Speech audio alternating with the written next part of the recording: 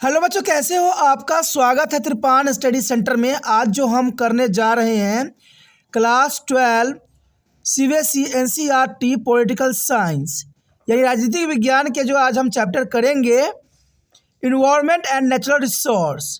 पर्यावरण और प्राकृतिक संसाधन काफ़ी महत्वपूर्ण है 12वीं कक्षा के बच्चों के लिए। इसमें जो है हम पॉइंट व्यू एनालाइज करेंगे। पूरे एनसीईआरटी चैप्टर को जो है इसी वीडियो में हम कवर करेंगे, जो कि काफ़ी महत्वपूर्ण रहेगा। इसमें हम पॉइंट व्यू हर एक बात का एनालाइज करेंगे, समझेंगे और जानेंगे, और ये आपके लिए एग्ज़ाम व्यू से बहुत ही काफ़ी महत्वपूर्ण होने वाला है। ये सारे पॉइंट काफ़ी महत्व रखेगा, लेकिन पॉइंट डिस्कस करने से पहले एक बात जो मैं हमेशा कहता हूँ, जिसको आपको सोचना भी चाहिए, विचार भी करना चाहिए, इवन अमल भी करना चाहिए, वो ये है कि जब भी वीडियो देखिए पूरा देखिए, क्योंकि अधूरा जानकारी सदैव खतरनाक होता है। साथ में एक इंपॉर्टेंट बात ये भी रहता है, अगर आप पहली बार वीडियो देख रहे हो तो लाइक शेयर सब्सक्राइब करना मत भूलना, क्योंकि दोस्तों लाइक कीजिएगा तो बनाने वाले का मनोबल बढ़ता है, सब्सक्राइब कीजिएगा तो इससे ये होता है कि जब भी मैं कोई वीडियो डालूंगा उसका नोटिफिकेशन आपको समय रहते मिल जाएगा। और देखिए शेयर का मतलब ये होता है कि आपके थ्रू ना जाने किन बच्चों को हेल्प मिल जाए, ये आप भी नहीं जानोगे, इसलिए जो है आप शेयर जरूर करो, ठीक है। व्हाट्सएप स्टेटस पे भी लगाओ। दोस्तों एनएसएस सेंटर जो है कई मानने में बहुत से बच्चों के लिए हेल्पफुल है, चाहे वो 8th क्लास हो, 9th 10th 11th 12th हो, चाहे वो एनआईएस बोर्ड के बच्चे हों, ठीक है, चाहे बीए एमए के बच्चे हो, सभी क्लासों के लिए कुछ ना कुछ जो है त्रिपान एनएसएस सेंटर में उपलब्ध है। तो इसलिए आपके लिए ज़रूरी है कि आप सब्सक्राइब करके इसको चैनल को जो है सेव कर लो, नहीं तो बाद में अगर रिसर्च करोगे तो शायद आपको ये चैनल प्राप्त ना हो। तो इसलिए सोचना नहीं, विचार नहीं करना है, सब्सक्राइब करके जो है अपने पास सेव करना है। दोस्तों ये तो बात था आपके लिए, लेकिन आप देखते हैं हमारा आज टॉपिक क्या है। Today we discussion most important chapter here, environment and natural resources. You know that's the most important chapter here, environment and natural resources, class 12 CBSE NCERT political science here. You know that's important, but next point arrive here, that is important. A point here, factor responsible for the environmental pollution in the world. You know that is important. The factor responsible from environmental pollution in the world. You know that there is the most important point here. First of all here, population growth. The population growth of the polluted there is the world here. And next here, deforestation. Deforestation is the cutting of tree. That is a major factor here. There is a deforestation. There is a major factor of responsible for the environmental pollution in the world. And the next year, promotion of consumerist culture. That's important. The promotion of consumerist culture here. And the next year, excessive exploitation of resources. Excessive exploitations of resources here. And the next year, promotion of industrialization. Promotion of industrialization, there is a factor, is a measure. There is a major factor of promotion of industrialization. There is a reason that is responsible for the environmental pollution in the world here. The next year, exclusive mean of transportation. You know that transportation is a major reasons here. That's important. 6 point here. That's the most important for the exam view here. The next year, measuring to protect environmental pollution. Measures to be protect environmental pollution here. The first year, pollution control. Pollution control is important. And second year, forest conservation. Forest conservation is the most important. Because this is important, use of environmental friendly technology. This third point is important, use of environmental friendly technology here. And the next year, fourth, balance use of natural resources. Balance use of natural resources here.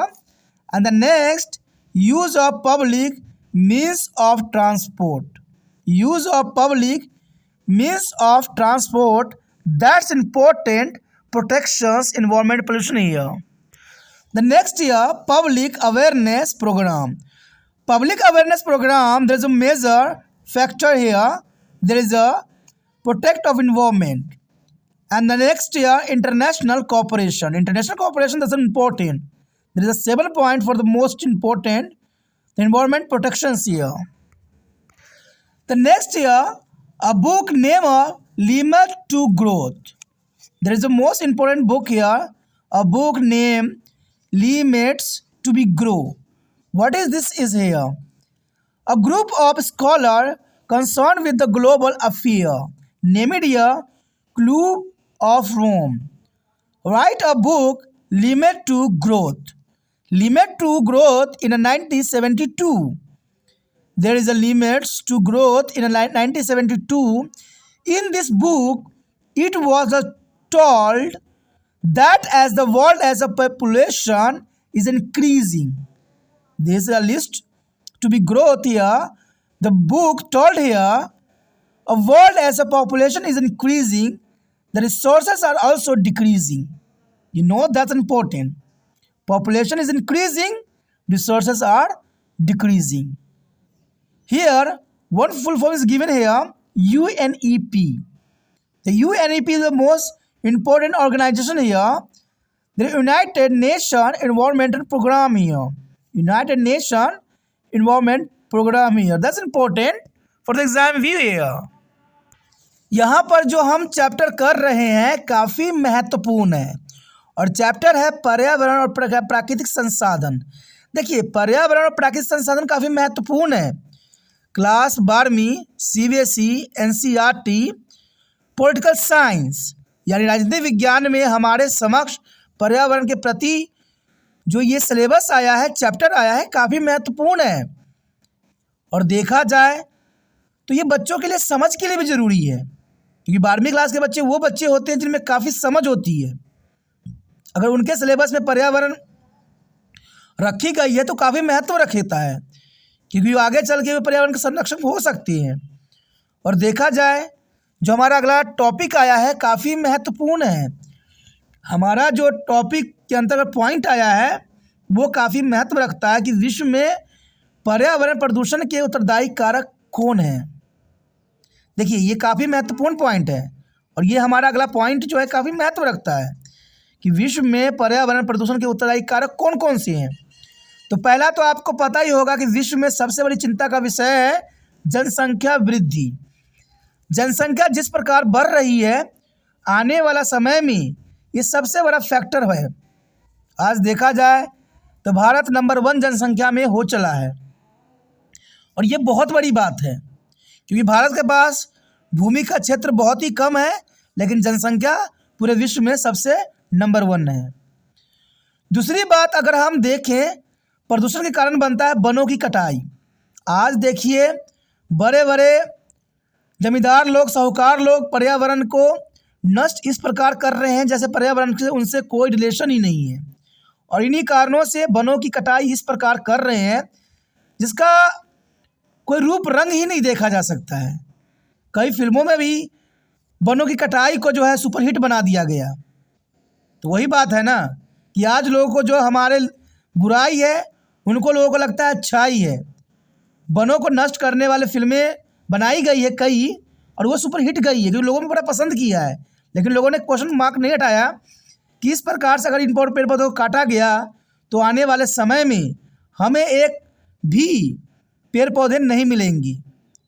तो ये तो बहुत अलग सी बात है कि जिस film में बुरी बातें दिखाई जाती हैं हम उसको सुपर हिट बना देती हैं लेकिन ये नहीं देखते इसके इसमें गलत चीज़ें दिखाई गई है। इसको हमें प्रतिकार करना चाहिए क्योंकि प्रतिकार हम नहीं करेंगे तो हमें समझ नहीं आएगा। तो ये काफ़ी महत्वपूर्ण बात है। उसके पश्चात हम देखें उपभोक्तावादी संस्कृति को बढ़ावा। देखा जाए तो हमारा पूरा विश्व जो है उपभोक्तावादी संस्कृति को बढ़ावा दे रहा है।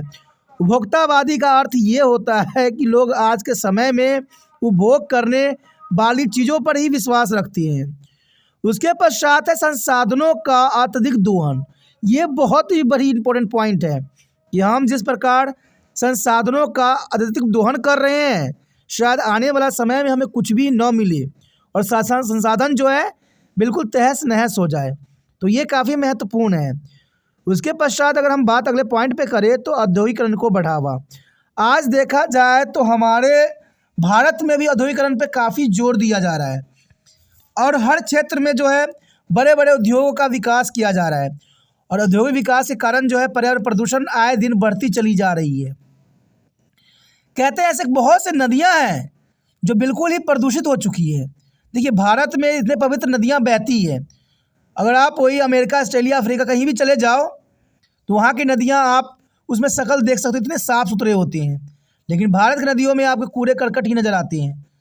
तो हम किस चीज़ की उदाहरण ले रहे हैं अपने देश के लिए? भारत का हर देशों में इन्हीं बातों से जाना जाता है कि इस देश में इतनी गंदगी है। आखिर इतनी गंदगी आई कहाँ से? विदेशों ने किस प्रकार अपनी गंदगियों को मेंटेनेंस किया है?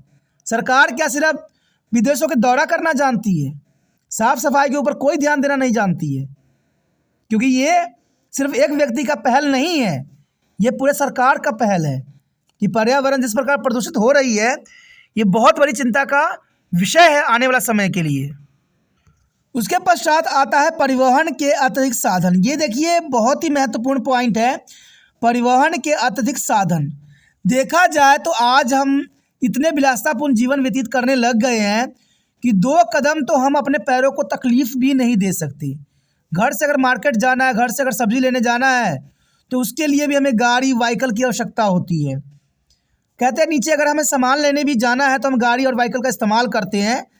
तो ये परिवहन के साधन जो है पर्यावरण के प्रदूषण के मुख्य कारक है और हमारे भारत में ऐसे बहुत से शहर हैं जो प्रदूषण लेवल के ऊपर पहुंच चुके हैं, लेकिन फिर भी वहाँ की सरकार जो है अपने आप को महानता की कसौटी पर सिर्फ परख रही है, कहते हैं कर्ता वाली कार्य नहीं कर रही है। क्योंकि प्रदूषण जिस प्रकार अगर बढ़ती चली गई दिन प्रतिदिन तो इंसानों के लिए जो है सांस लेना भी मुश्किल हो जाता है। मैंने तो देखा है कि ऐसे शहरों में स्कूलों की छुट्टियां कर देते हैं छोटे बच्चों को। मैं एक बात क्वेश्चन पूछ रहा हूँ, ये स्कूल की छुट्टी कर देते हैं बच्चों की कि स्कूल में बच्चे आएंगे नहीं, पढ़ेंगे नहीं, तो उनको ये प्रदूषण सांस नहीं लेना पड़ेगा। अब थोड़ा दिमाग लगाइए, ये प्रदूषण जो हो रही है वायु का, हवा का, क्या ये हवा बच्चों के घर तक नहीं पहुंचेगा?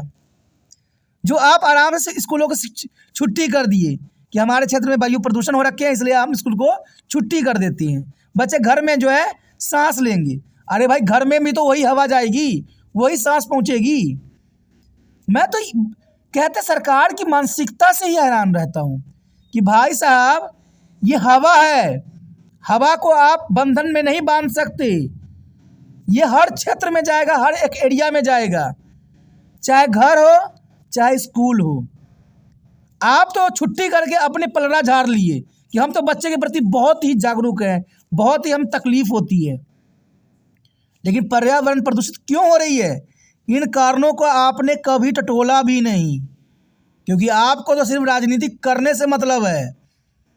हमने देखा हमारे भारत की राजनीति में सिर्फ एक सरकार दूसरे सरकार को आरोप प्रत्यारोप लगाती रहती है, करती कुछ भी नहीं है। अगर करती तो हमारे देशों में ऐसे कई शहर हैं जो प्रदूषण लेवल से ऊपर जा चुकी है, लेकिन सरकार सिर्फ अपना गुणगान गा रही है। देखा जाए तो ऐसे गुणगान से क्या मिलेगा जो हमारे नेचर को हमारे लिए ही जो है जीने लायक नहीं माहौल बनेगा। तो ये काफ़ी महत्वपूर्ण है और ये सब प्रदूषण के कारण बनते हैं। मैं इसलिए इन बातों की तरफ इशारा किया हूँ क्योंकि ज़रूरी है आप लोग भी समझदार बनिए कि ये सब जो बातें की जाती है, बच्चों छुट्टी कर दिए, उनको नुकसान करवाया जाता है, इससे उन्हें कुछ नहीं होना है। आप क्या हवा को रोक लोगे या उसको बांध के रख लोगे? हवा को अगर साफ़ कर दीजिएगा तो हर क्षेत्र के लिए वो इम्पोर्टेंट होगा, न कि स्कूल छुट्टी कर देने से बच्चे सेफ हो जाते हैं। ये काफ़ी महत्वपूर्ण बात यहाँ रहता है। उसके पश्चात देखिए तो पर्यावरण प्रदूषण के संरक्षण के उपाय, ये काफ़ी महत्वपूर्ण बात है कि हम पर्यावरण के प्रदूषण होते हुए पर्यावरण को प्रदूषित को कैसे हम संरक्षण कर सकते हैं। देखा जाए तो सबसे बड़ी बात तो यही आती है जनसंख्या नियंत्रण। अब यहाँ पर सवाल ये आता है कि जनसंख्या नियंत्रण करे तो करे कैसे? देखिए दोस्तों, जनसंख्या नियंत्रण अगर आपको करना है तो हमारे अपने समाज को जो है शिक्षित करने की ज़रूरत है, क्योंकि जनसंख्या 2 कारणों से बढ़ती है। पहला तो होता है बेरोजगारी, दूसरा बनता है कारण क्या बनता है? अनपढ़ता। तो ये काफ़ी महत्वपूर्ण बात है कि जनसंख्या बढ़ने का कारण कहीं ना कहीं अनपढ़ता ही देखा जाएगा। बंदे पढ़े लिखे नहीं रहते तो उनको समझ नहीं रहती है कि दो बच्चे हो या एक बच्चे हो, लड़का लड़की में भेद करना शुरू कर देते हैं। और उनको ये समझ नहीं है कि लड़का लड़की एक समान है। हमने उनको लिंग का नाम दिया लड़का या लड़की। अगर हम उनको अच्छे पालन पोषण करेंगे, अच्छे मौका देंगे, तो वो भी लड़कों से बेटर कर सकते हैं। तो ये सबसे बड़ी बात है, अनपढ़ता। भारत में अगर आप सोचिएगा कि शिक्षा का स्तर उच्च है, लेकिन मैं कहता हूँ शिक्षा का स्तर बहुत ही नीचा है। लोगों को समझ नहीं है, तभी तो जनसंख्या इस प्रकार बढ़ती जा रही है। एक लड़की हुआ, फिर दूसरी लड़की हुआ, फिर तीसरी, चौथी, पाँचवीं, और लड़के में इसी चक्कर में बढ़ता ही चला जाता है जनसंख्या, क्योंकि वो पढ़े लिखे नहीं हैं। आप देखिएगा कि बड़े घराने के लोग जो होते हैं मुश्किल से एक या दो बच्चे ही रखते हैं, और सबसे अधिक जो होते हैं मिडिल क्लास के लोग, गरीब लोग जो हैं बच्चों की जनसंख्या बढ़ा रहे हैं। और ये गरीब क्यों हैं? क्योंकि इनको रोज़गार नहीं मिला है। सारे दिन घर पर बेल्ले बैठे रहते हैं, कोई काम धंधा तो होता नहीं, जनसंख्या बढ़ाते रहते हैं। तो हो गया ना दो कारण सबसे महत्वपूर्ण, एक शिक्षा और एक बेरोजगारी। तो क्योंकि शिक्षा का स्तर अगर ऊंचा होगा तो हर चीज़ सुधरेगा। जनसंख्या नियंत्रण जो है हम इसी कारणों से संरक्षित कर सकते हैं। वन संरक्षण, देखिए वन संरक्षण तो सरकार के हाथ में है, क्योंकि हम इंसान कुछ कर नहीं सकेंगे, क्योंकि हम सारे अथॉरिटीज़ जो है सरकार को दे रखे हैं, सारे पावर सरकार को दे रखे हैं। अगर सरकार सख्ती के साथ रूल रेगुलेशन लगाती है, अच्छे से अच्छे कार्य करती है, तो वनों का हम संरक्षण कर सकते हैं। क्योंकि हमारे बोलने से कोई बंदा रोक तो नहीं लेगा वन काटना। हम चिपको आंदोलन बेशकली चला लेंगे, लेकिन आज चिपको आंदोलन चलाने का भी कोई फ़ायदा नहीं है, क्योंकि आज सरकार ही अपने आप को महान कह रही है। चारों तरफ देखिए पेड़ पौधे कटे जा रहे हैं, घर नए नए बने जा रहे हैं, सरकार सोई हुई है, निंद्रासन में है। सरकार के जाकर जेब में वहाँ पैसे भर देते हैं तो यहाँ पर घर बनना स्टार्ट हो जाता है। ये क्या है? क्या आपको सबसे इम्पोर्टेंट पैसा ही लग रहा है? देखा जाए तो वन संरक्षण काफ़ी महत्वपूर्ण है, और आज वन जो कटी जा रही है दो ही कारणों से, एक तो शहरीकरण के कारण और एक औद्योगिकरण के कारण। तो दोनों कारणों से जो है वनों का तहस नहस लोग करते चले जा रहे हैं, और सरकार सिर्फ सरकार है, आंख बंद करके बैठी पड़ी है और अपने पीठ थपथपा रही है कि हम देश के विकास कर रहे हैं, हम देश के विकास कर रहे हैं। दूसरी बात देखें, पर्यावरण मित्र तकनीकी का प्रयोग। देखिए पर्यावरण मित्र तकनीकी का प्रयोग ये होता है कि हम भी पर्यावरण से जो है प्रेम पूर्वक रहें और पर्यावरण के संरक्षण के लिए हर एक कदम उठाएं। क्योंकि सरकार को तो हमने देख लिया, इतने साल से सरकारी कार्य चला रही है, लेकिन सरकार से तो एक कदम भी नहीं बढ़ा। तो आम इंसानों का भी ये है कि कम से कम एक दो पेड़ जो है अपने आस पड़ोस में लगाएं, जिससे पर्यावरण जो है संरक्षित किया जा सके। प्राकृतिक संसाधनों का संतुलित उपयोग करें। देखिए प्राकृतिक संसाधन जो है जो भी है हम उसको उपयोग करें, जितना हो सके हम वाहनों का कम से कम उपयोग करें, तो पर्यावरण संरक्षित हो सकती है। और ये हम थोड़ा सा अपना दिनचर्या में, जीवन में बदलाव करके कर सकते हैं। ये आपके हाथ में है, इस पर मैं सरकार का दोष नहीं दूंगा, क्योंकि ये हम अगर अपनी आदतें बदलेंगे तो पर्यावरण कहीं ना कहीं संरक्षित करने में हम महत्वपूर्ण योगदान दे सकते हैं। उसके बाद है परिवहन के सार्वजनिक साधनों का उपयोग। कहते हैं परिवहन के जो सार्वजनिक साधन है उसका हम प्रयोग क्यों नहीं करते। आज देखिए पर्यावरण प्रदूषण से बचने के लिए सरकार ने इलेक्ट्रिकल व्हीकल यूज़ कर दिया है, तो कम से कम उसका इस्तेमाल कीजिए। पेट्रोल डीजलों का कम से कम इस्तेमाल कीजिए, जिससे पर्यावरण जो है प्रदूषित ना हो सके। तो परिवहन के सार्वजनिक साधनों का उपयोग करें। देखिए अगर मान लीजिए बस से अगर आप जा सकते हो तो बस का उपयोग कीजिए, क्योंकि आपके वाहन से निकलने वाले दूषित से कम से कम बच जाएगा। अगर सारे व्यक्ति जो है सार्वजनिक साधनों का उपयोग करने लगे तो पर्यावरण में प्रदूषण की जो मात्रा है कुछ हद तक कम किया जा सकता है। तो ये काफ़ी महत्वपूर्ण कदम हो सकते हैं। उसके पश्चात देखिए तो जन जागरूकता कार्यक्रम। देखिए जनता के प्रति जागरूक देना जरूरी है, क्योंकि पर्यावरण के प्रति जो है जनता को जागरूक करना कहीं ना कहीं महत्वपूर्ण होता है, और ये बात जरूरी भी है। कहते हैं जनता को इस सब बातों के लिए सरकार को अग्रसर करना चाहिए। अपने वोट के लिए तो वो चारों तरफ प्रचार ही प्रचार करते रहते हैं, दरो दरो घूम घूम के करती हैं। क्या पर्यावरण के लिए थोड़ा भी प्रचार नहीं कर सकती? मैं तो आज तक ऐसा कोई भी मंत्री नहीं होगा जिसके मुंह से प्रचार के दौरान पर्यावरण के संकट का जिक्र सुना हुआ हो। मैंने आज तक नहीं सुना। जो भी अपने आप को महान कहता हो उससे भी मैंने नहीं सुना कि पर्यावरण के प्रति अपने इलेक्शन के दौरान कोई भी चिंता वो जाहिर करे। मैंने नहीं देखा आज तक, क्योंकि ये लोग जागरूक करते ही नहीं है। अगर मैं तो यही कहता हूँ, अगर भाषण में पर्यावरण के प्रति लोगों को दो शब्द भी अगर बोल दें तो इनकी बातें तो हर लोग समझते हैं, क्योंकि ये तो पूरे देश को जो है रिप्रेजेंट करती हैं। तो अगर ये 2 वर्ड बोल दे पर्यावरण के प्रति तो शायद इंसानों को समझ आ जाए और इंसान कार्य करना बंद कर दे। मैंने कई बाबाओं को भी देखा है, वो सिर्फ अपना ही प्रलाप गाते रहते हैं, हम तो चमत्कार कर रहे हैं। अरे चमत्कार कोई चीज़ नहीं होती, करना है तो पर्यावरण में चमत्कार कीजिए। जो हमारा पर्यावरण नष्ट हो रही है, जिसे हम जीवन जीते हैं, सांस लेते हैं, उनमें करिए ना अपनी चमत्कार। लोगों को समझाइए, आपको तो मानने वाले लाखों करोड़ों लोग हैं। चलिए मुझे नहीं कोई जानते हैं, मैं नहीं जानता किसी को, क्योंकि त्रिपाण सेंटर इतना महान नहीं है, इतना बड़ा नहीं है। आप लोग बाबा लोग तो बहुत बड़े हो, मंत्री लोग तो बहुत बड़े हो, तो पर्यावरण संरक्षण की बात कीजिए ना हर बात पे, तब लोगों में समझ में आएगा कि सरकार सही कह रही है। उसके बाद देखा जाए तो अंतर्राष्ट्रीय सहयोग, अंतर्राष्ट्रीय सहयोग की बात करें तो ये भी काफ़ी महत्वपूर्ण है कि विश्व में अंतर्राष्ट्रीय सहयोग की ज़रूरत है। इस पर पर्यावरण के संरक्षण के लिए अंतर्राष्ट्रीय सहयोग बहुत ही काफ़ी महत्वपूर्ण अपना स्थान रखता है। उसके पश्चात देखिए लिमिटेड टू ग्रोथ, देखिए काफ़ी महत्वपूर्ण है। लिमिटेड ग्रोथ एक नामक पुस्तक है, कहते हैं लिमिटेड ग्रोथ नामक पुस्तक जो है काफ़ी महत्वपूर्ण है। और इसके बाद ही जो है पर्यावरण के रिगार्डिंग जो है सरकार की नींद खुली थी, जब ये पुस्तक रिलीज़ की गई थी, लिमिटेड टू ग्रोथ नामक पुस्तक। वैश्विक मामलों में सरोकार रखने वाले विद्वानों ने एक समूह ने, जिसका नाम है club of Rome, club of Rome ने 1972 में एक पुस्तक लिमिटेड टू ग्रोथ लिखी थी। और इस पुस्तक में बताया गया था कि जिस प्रकार से दुनिया की जनसंख्या बढ़ रही है, उसी प्रकार संसाधन हम कम होते जा रहे हैं। इस बात से सरकार की जो है नींद खुली। फिर सरकार ने 1972 के बाद 1974 में पर्यावरण दिवस के लिए चिंतित हुई और 1972 में स्टार्टिंग किया और 1974 में जो है पूरे विश्व में लागू कर दिया गया पर्यावरण दिवस। तो देखा जाए तो देखिए दोस्तों, कहते हैं ना कुछ चीज़ों की जो है सरकार कभी कभी जागती है। और देखा जाए तो यहाँ पर UNEP का होता है, यूनाइटेड नेशन एनवायरनमेंट प्रोग्राम बनाई गई, यानी संयुक्त राष्ट्र पर्यावरण कार्यक्रम। तो देखा जाए 1972 में जब लिमिटेड टू ग्रोथ पुस्तक छपी, तब सरकार की नींद उठी और वैश्विक स्तर पर इसको जो है पर्यावरण दिवस के रूप में मनाने की घोषणा की। कहते हैं जब तक सरकार तक ये बात नहीं पहुंचती है, सरकार को ये बात से कोई जागरूक नहीं करता है, सरकार की इस बात पर नींद नहीं खुलेगी। और मैं तो ये कहता हूँ, अगर आप भी इस वीडियो के अंतर्गत सोचते हो तो पर्यावरण के संरक्षण कीजिए, क्योंकि मैं जानता हूँ जिस प्रकार लिमिटेड टू ग्रोथ पुस्तक के कारण 1972 में सरकार को जो है पर्यावरण दिवस मनाने के लिए बाधित किया, उसी प्रकार अगर आप इस वीडियो को शेयर करते हो तो हर बच्चे, कम से कम अगर 10 बच्चे भी समझदार बन जाते हैं इस वीडियो से, तो मैं सोचूंगा कि ये वीडियो बनाने का मेरा कार्य सफल हुआ और आपका भी जो है +2 पढ़ने का जो है सफल हुआ। क्योंकि पढ़ाई लिखाई का अर्थ ही होता है हम समझदार बने, जागरूक बने, और सबसे इम्पोर्टेंट जागरूक बनने का मतलब है पर्यावरण के संरक्षण। दोस्तों काफ़ी महत्वपूर्ण टॉपिक था ये।